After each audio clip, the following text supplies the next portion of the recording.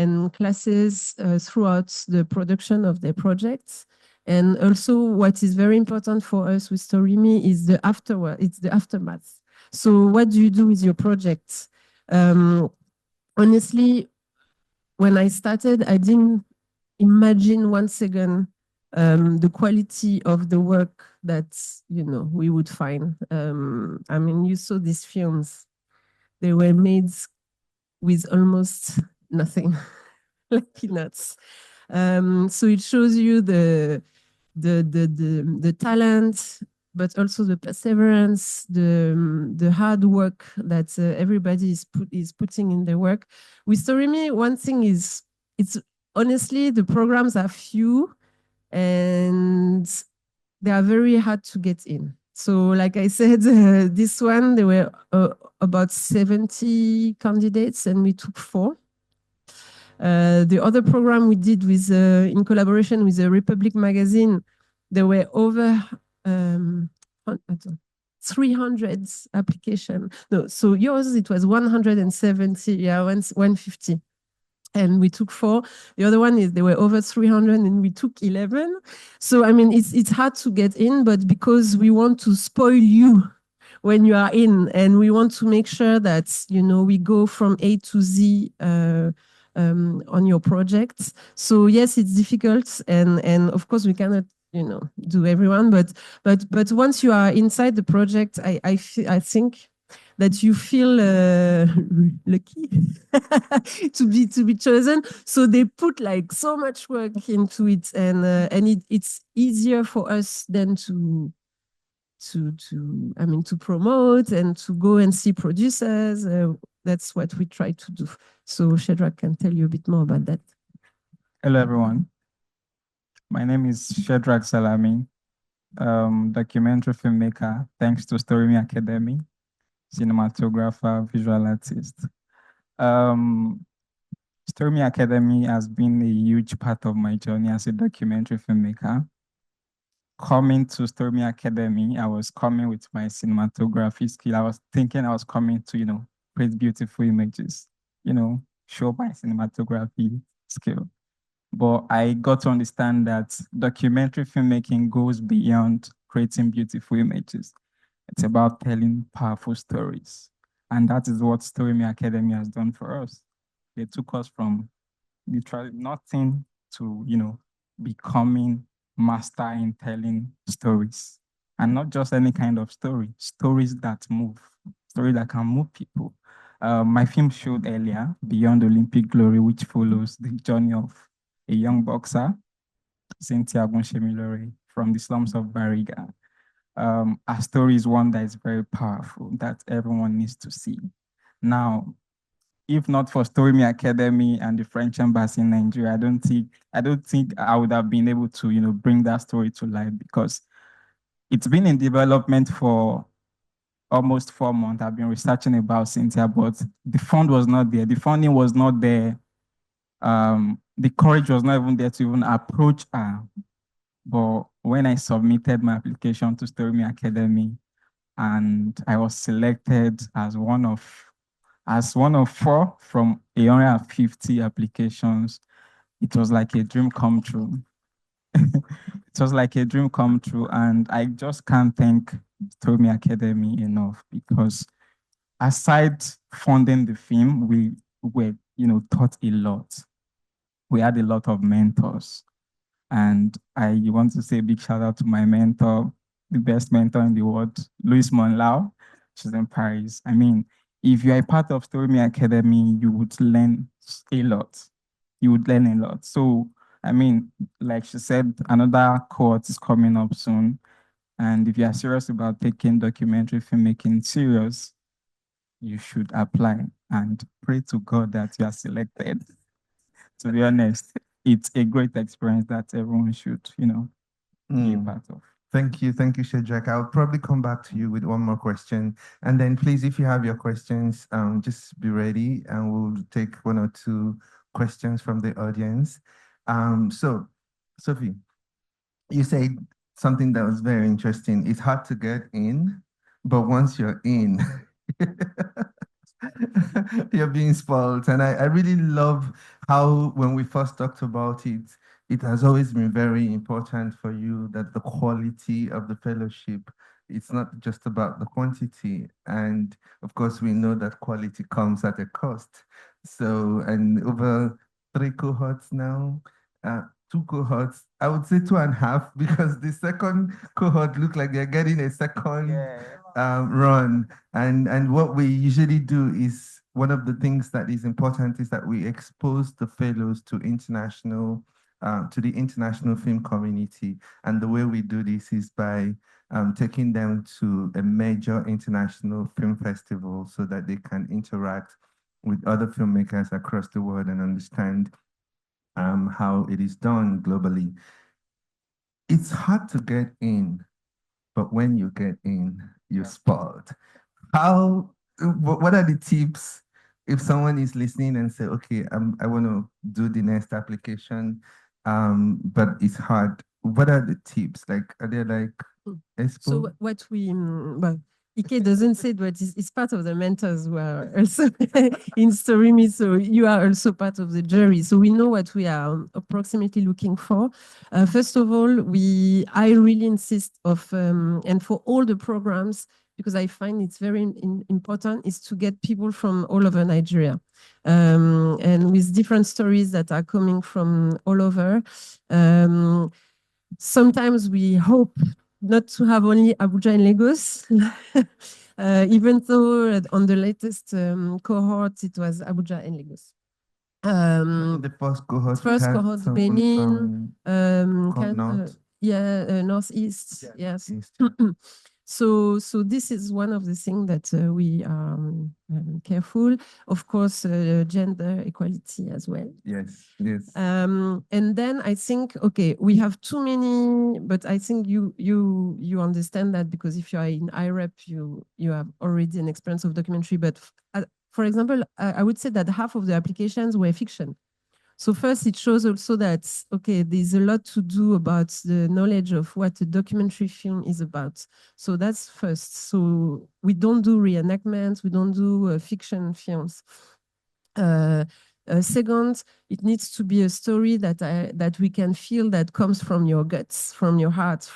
It's not a story that, oh, okay, you saw the application and what can I do? Oh, okay, I will do that.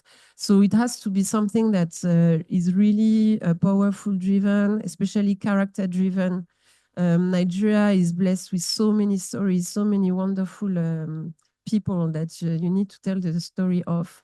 The history of, and everything. So I think this is very important as well. What is the story? Why is the story important for you?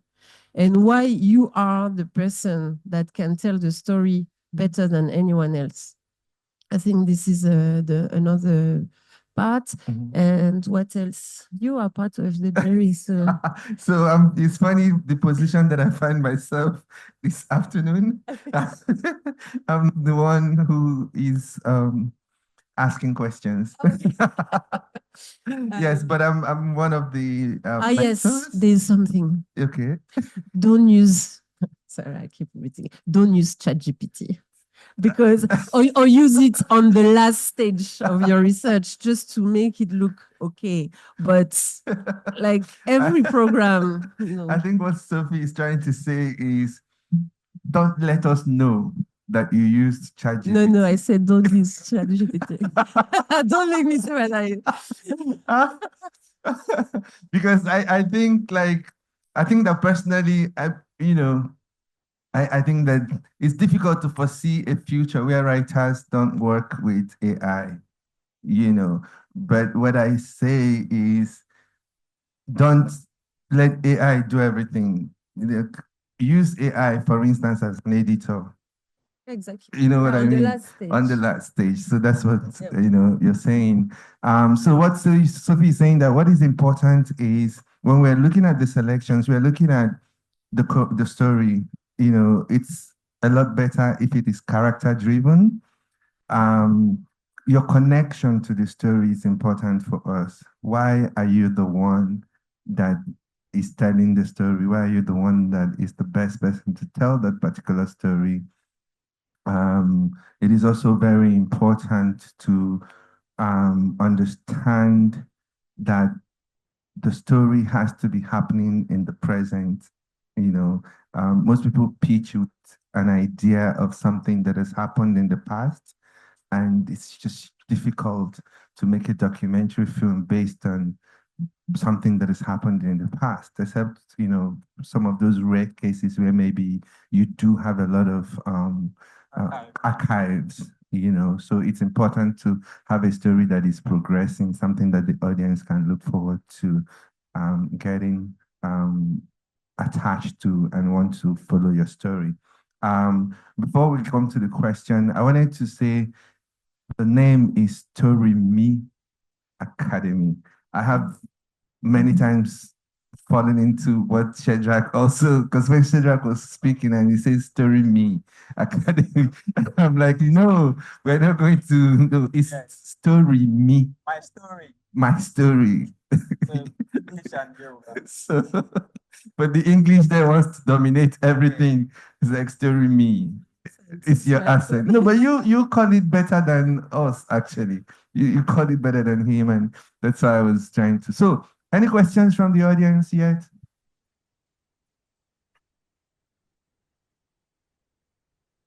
Okay, there's a hand up there.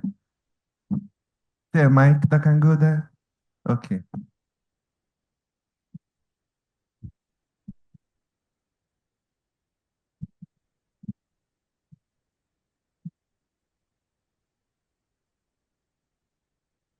Okay, good afternoon, everyone. My name is Esther Kalu. My question will go to Shedrack. So I think it's a bit interesting that he could get access to Shemilore. So I just wanted to ask, in terms of accessibility for documentary films, so what are really the challenges? I mean, what will make the character trust you with their story in the first place? Yes, thank you so much for the question. So before, like I said earlier, before I even approached Cynthia, I've been making research about I've been developing a story for a while, following like a ghost follower, right? And I already understood most things about her. I know what she likes to eat. I read everything about her. So I saw an article about her on the Olympics website, and that even gave me more insight about her. So by the time I reached out to her, it was easy already. Now, if you want your character to trust you, you need to be open to them. You need to be open-minded to them. When you reach out to them the first time, don't go with your camera. Just go, speak with them respectfully. Why? First of all, you need to ask yourself the question, why are you interested in their story? Why do you want to follow their story? Do you have any connection with them or their story? Now, I had connection with her. How? She's from Bariga. I also reside in Bariga. So seeing her coming from that kind of, environment, it meant so much to me because I see life in Bariga and I'll be like, wow, it's crazy. It's difficult for people to, rise that easy. So I had that connection already. So by the time I reached out to her, it was easy already. And then I told her I'm also residing in Bariga, or I reside in Bariga. So it made everything easy. So when I spoke to her, I told her everything. I was very open-minded. I am interested in your story. Your story is very powerful. And this is what the world would want to hear. This is the kind of story that the world would want to hear. So she was happy to, jump on the documentary, and I started following her. Same thing goes to everyone who were part of the documentary, not just her. We had other protagonists, our coach, our family. Now, like I said, it's all about trust. The way you speak with them, the way you approach them means a lot. You just don't go, you can't just go, hello, sir, I'm making a documentary about your daughter. Can you please feature? No, it doesn't work that way. You have to come down to, the lowest level. You have to be very respectful, and you have to also, their privacy is very important.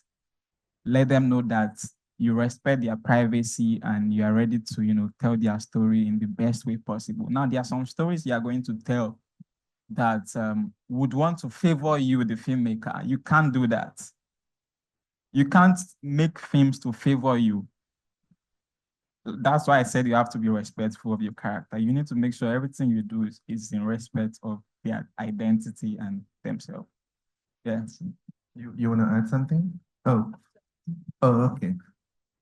Okay, one more question in the house. We're running out of time, but just to recap what you said. So the first thing is know your character. So you need to learn as much as possible about your character. The second thing is have a connection with the character. The third thing is to build a relationship. And respect. And respect. The relationship and respect.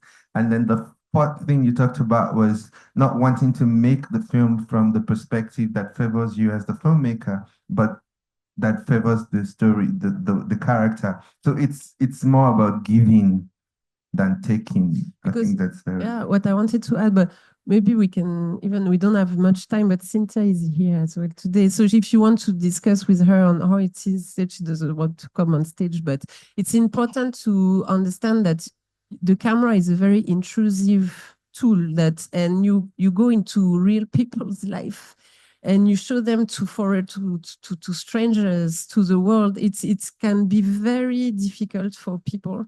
And there's another film that you didn't see here about a doctor in Zaria.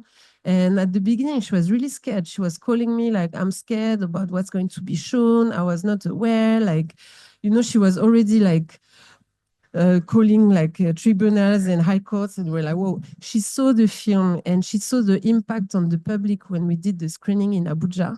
She cried so much and she came and she was like, thank you, with Nnaebue, the filmmaker. Thank you, Nnaebue, for showing my story to the world. And so it's difficult to see your life shown to strangers. So we have to come with a lot of respect and yeah.